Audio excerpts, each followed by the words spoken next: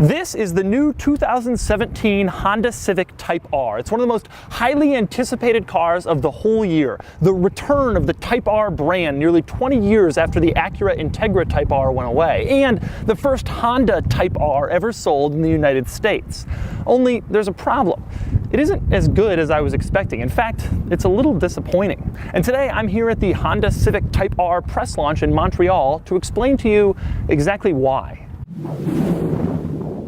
Here's how this is going to go. First, I'm going to show you around the Civic Type R, and I'm going to show you its quirks and its features, some cool and some not so cool. Then I'm going to take it out on the road and tell you what I think about how it drives. And of course, for more of my thoughts on the Civic Type R, click the link below to check out my column on autotrader.com/oversteer. Now, I'll start with the quirk that you can't help but notice the moment you lay eyes on a Civic Type R, and that is its styling. Now, I should note, I actually like the front of this car, and I like how the regular Civic hatchback looks, but the rear end of the Civic Type R is so extravagant and ridiculous that it makes this the most overstyled car on the market today. And quite frankly, one of the most overstyled cars that I can remember in the entire history of cars. Let's start with the top. What are these things? Giant fins to make the car go faster? And then there's these things for added high-speed stability in a front-wheel drive car.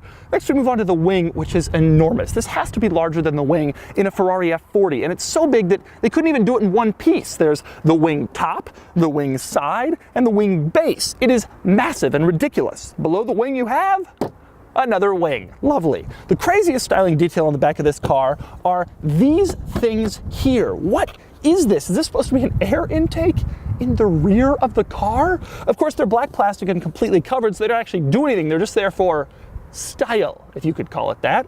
On the bottom, we have this fake carbon fiber piece that's actually cheap plastic. It's enormous. It goes around the whole bottom of the car, and it's just too much. And can somebody please explain to me why a 4-cylinder car needs 3 exhausts? I want to sit here and tell Honda, hey, you don't have to try so hard to make this thing look cool. Really? And while I'm on the exterior styling of this car, another hilarious detail, those giant black plastic air intakes on the back, well, if you look closely inside them, you'll see little holes where the parking sensors should be, except the Type R doesn't have parking sensors. Honda removed them to save weight. Unfortunately, the little black plastic things still have the holes. They couldn't just make 2 parts. The crazy thing is the front ones are the same. Giant black plastic air intakes and fake holes where the parking sensors would be if you had a car with parking sensors. Another bizarre exterior styling detail that I can't help but notice in this car are these giant wheel arches. They're huge, so oversized and extravagant that they come over the wheel like a circle and they hit the door. They're that big. And then they just stop. They're just circle, circle, circle, circle, stop. It's just bad styling. Now in back, the Civic Type R has a lot of room back here, and I mean that sincerely. This is a seriously practical hot hatchback. The coolest quirk back here is the cargo cover. Now, owing to the steeply raked rear roofline, they couldn't really get the cover on the back of the seats like every other car, but they didn't just skip it. Instead, they stuck it over here on the side. You pull it, goes across, you put it in place. That's cool. Less cool is the fact that when you shut the hatchback, the rather large hatchback owing to all this bodywork, the rear wing flops around. You see that? I don't know if I really trust this rear wing to provide 2,000 pounds of downforce at high track speeds when it does this when you shut the hatchback. Another quirk of this car, maybe you would call it a feature, maybe you would call it a disappointment, is the exhaust note. This car, as I mentioned, has 3 exhaust pipes, so you'd think it has some crazy, loud, cool sound. It does not, as I shall now demonstrate.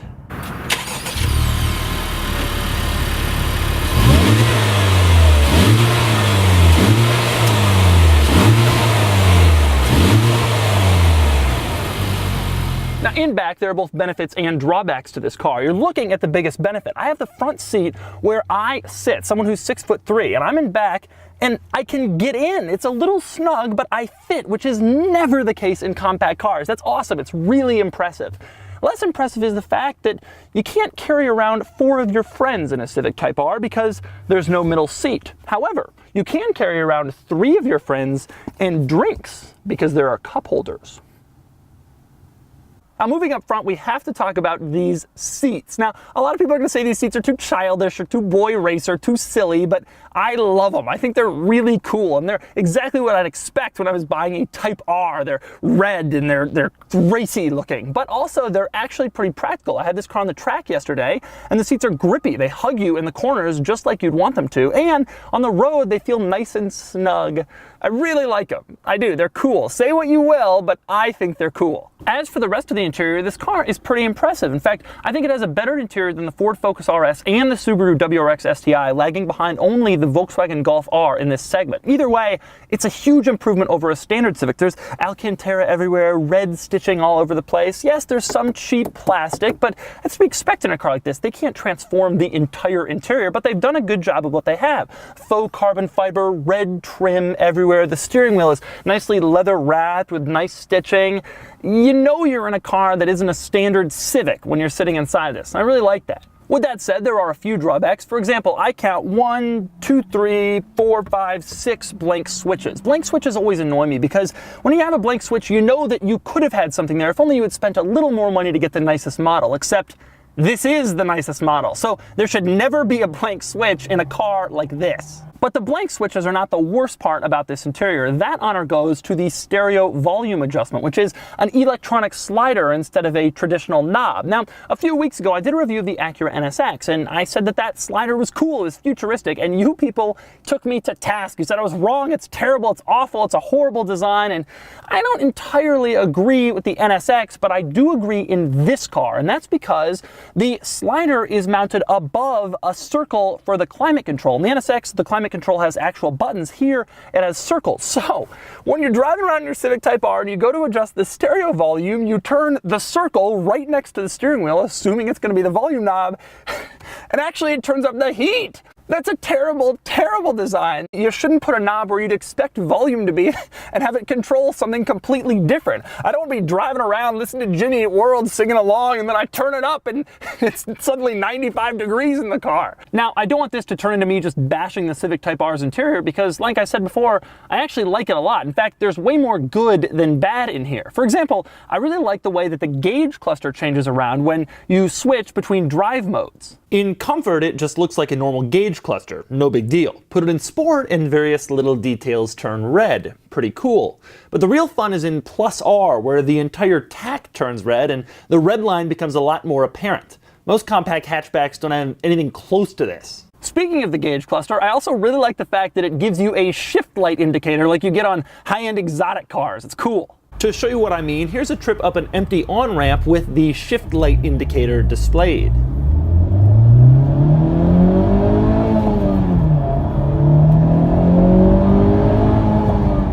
In the middle of the center console, I love the fact that each Civic Type R has an individual Type R badge, just like the old Integra Type R models 20 years ago.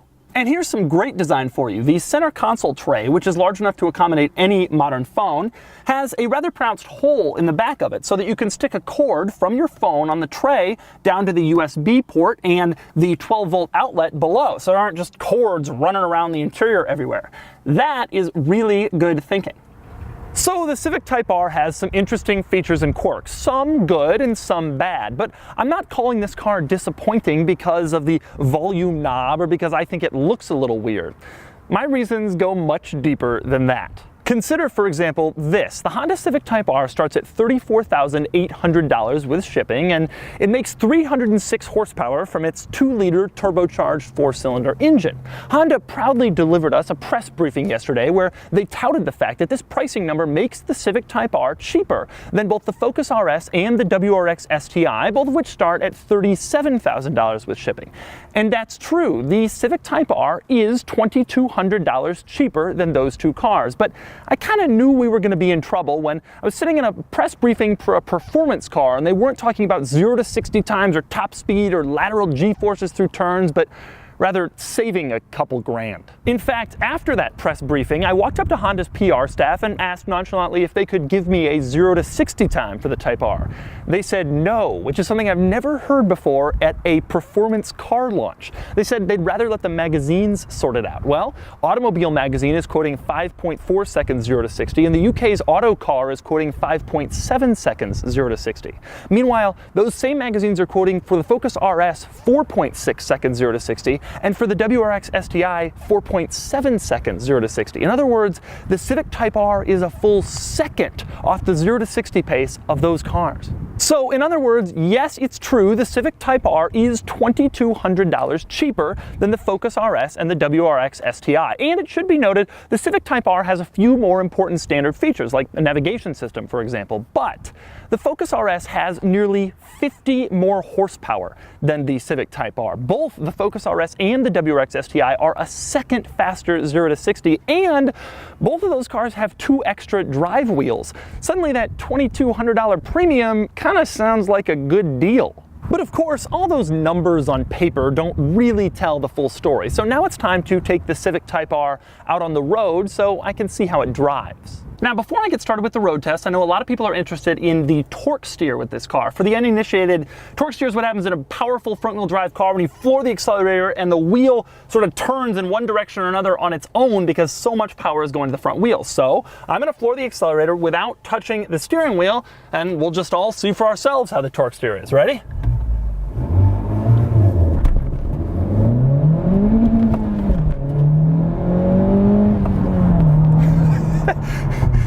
In other words, there's none. That is pretty impressive. I hadn't done that before. That's amazing. In fact, that was so amazing, I'm gonna try it again in different conditions from a different angle just to make sure that wasn't a fluke. Once again, I'm not touching the steering wheel with anything. Ready?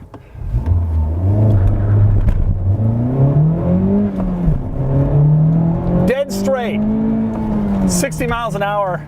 I'm steering because the road has regulations now. The car didn't turn itself.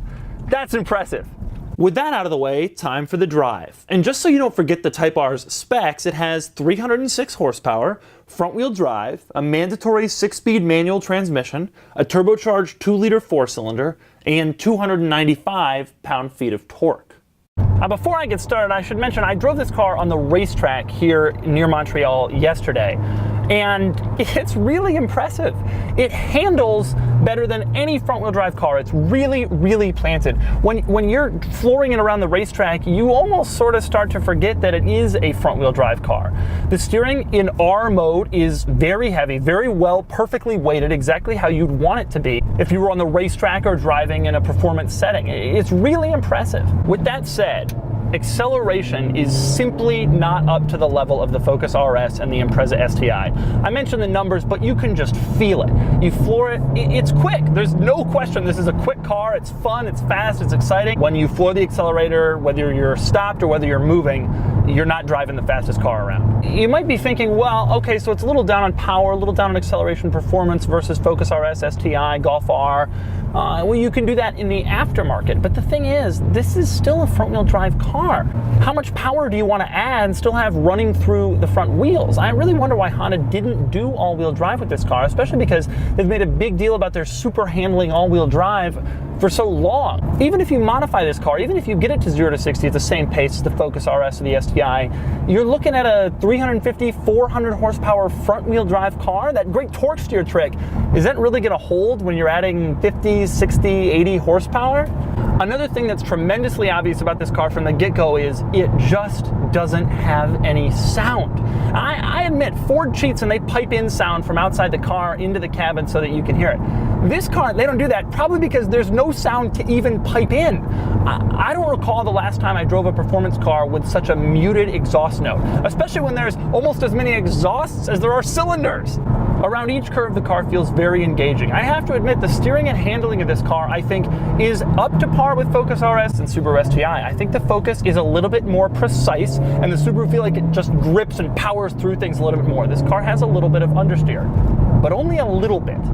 Around this big highway on-ramp, the car feels totally stable, very planted, and the steering feedback is just excellent.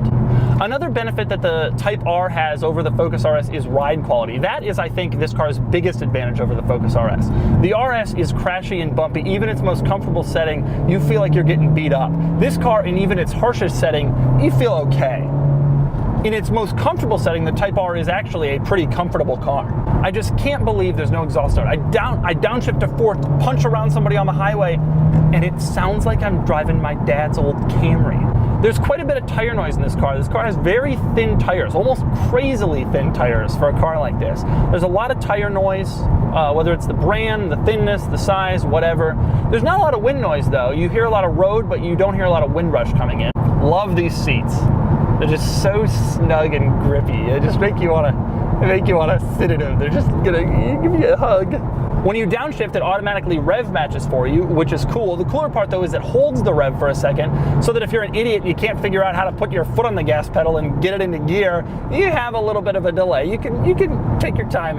In the end, I really like how this car drives. I think it's an excellent car. It has tremendously good handling and steering, better than any front-wheel drive car I've ever driven. The steering feel is great. The ride quality is pretty good. However, the sound is not there, period. Inside the car or outside. Neither does the acceleration. So you're down on acceleration and you're down on noise, performance noise. So you get a better interior, you get some nice seats, you get a good value, better price. But so this maybe will be known as the good value hot hatch. For me personally, value is something you think about when you're buying a regular Civic or a Hyundai Tucson. If I was buying a hot hatch, I wouldn't want the best value hot hatch. I'd want the best performing hot hatch. If you're watching this review, you might think that I hate this car, and while it's probably true that I won't be invited to another Honda press event for a long time, this isn't intended to be that negative. The Civic Type R is an excellent car. It's fast, it's fun, it has a great interior, it's a reasonably good value. Steering and handling is among the best of any front-wheel drive car I've ever driven. The Civic Type R is not a bad car. It just so happens to be competing in a very tough segment against a couple of cars that are simply better.